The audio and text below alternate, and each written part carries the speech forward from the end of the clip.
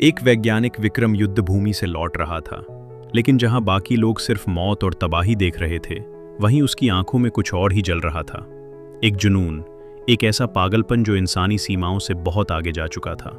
चारों तरफ बिखरी लाशों, टूटे हुए शरीरों और खून से भीगी जमीन के बीच उसने 10 ऐसी लाशें चुनी जो बाकी के मुकाबले बेहतर हालत में थीं।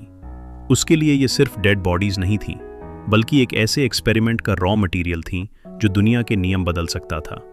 अगले 2.5 दिन तक उसने खुद को पूरी तरह रिसर्च में झोंक दिया।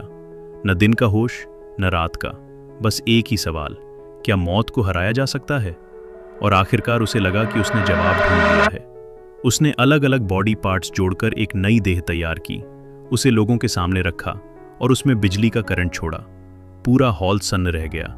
सबकी आंखों के सामने वो मृत शरीर हल्का सा हिलने लगा। विक्रम ने समझाया कि शरीर को सिर्फ इलेक्ट्रिसिटी नहीं चलाती, बल्कि एक और शक्ति होती है, प्राण ऊर्जा, जो पूरे शरीर में बहती है। उसने चांदी की 6 सुइयां शरीर के खास बिंदुओं पर लगाईं और फिर एक गेंद उसकी तरफ फेंकी। लाश ने गेंद पकड़ ली। जब उसने धीरे से कहा, छोड़ दो, तो उसने सच में गेंद छोड़ दी।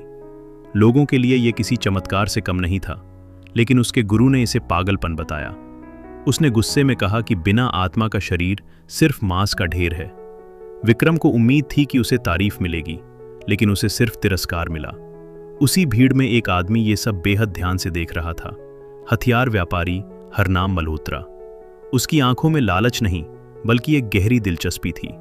उसने पहली बार महसूस किया कि यह एक्सपेरिमेंट सिर्फ साइंस नहीं, बल्कि इमॉर्टैलिटी की चाबी भी बन सकता है। कुछ ही दिनों बाद वो खुद विक्रम से मिलने पहुंचा। उसने उसे फंड करने की पेशकश की और एक अबैंडन्ड क्लॉक टावर को उसकी सीक्रेट लेबोरेटरी में बदलने का प्रस्ताव दिया। वहां high capacity batteries, silver lightning rods, holding cells और हर वो चीज लगाई गई जिसकी विक्रम को जरूरत थी। हरनाम ने बिना किसी बजट की चिंता किए सब कुछ अरेंज कर दिया। ऐसा लग रहा था मानो वो सिर्फ विक्रम की मदद नहीं कर रहा, बल्कि किसी बड़ी योजना को शेप दे रहा हो। इसी दौरान विक्रम की जिंदगी में ईशा आई। पहली मुलाकात से ही उसके अंदर एक अजीब सा आकर्षण पैदा हुआ। लैब की ठंडी, खून से सनी दीवारों के बाहर ईशा उसकी जिंदगी में वार्मथ लेकर आई। दोनों धीरे धीरे करीब आने लगे। वो उसके साथ वक्त बिताने लगा, बातें करने लगा, उसके साथ छोटी छोटी खुशियों को महसूस करने लगा।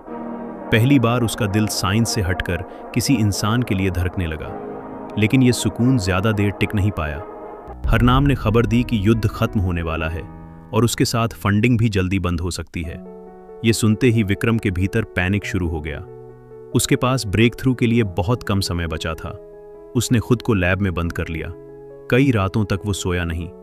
डाइसेक्टेड बॉडीज, खुली हुई नर्व्स, खून से भीगे इंस्ट्रूमेंट्स और लगातार फेलियर, सब कुछ उसे मेंटली तोड़ रहा था। तभी एक दिन ईशा लैब पहुंची।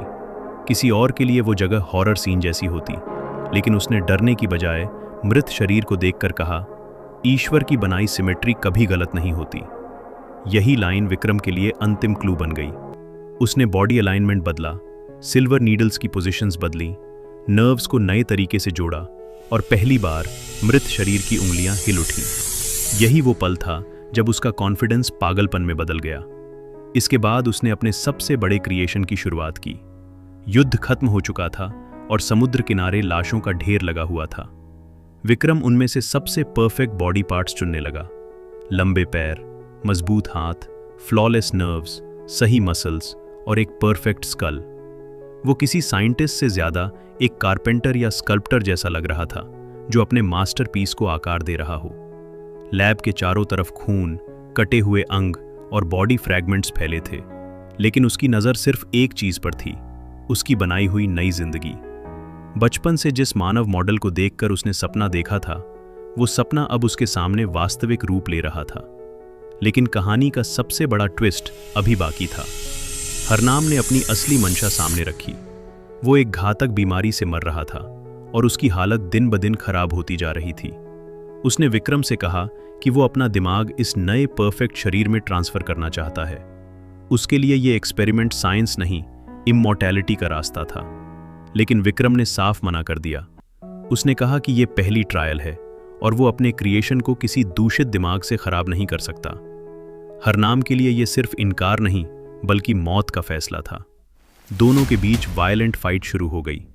धक्का मुक्की में हरनाम टावर से नीचे गिर पड़ा और मौके पर ही उसकी मौत हो गई। अब विक्रम पूरी तरह अकेला था, लेकिन वो रुकने वाला नहीं था। बाहर तूफानी रात थी, काले बादल आसमान को ढक चुके थे, बिजली चमक रही थी। लैब के अंदर उसने मशीन एक्टिवेट की।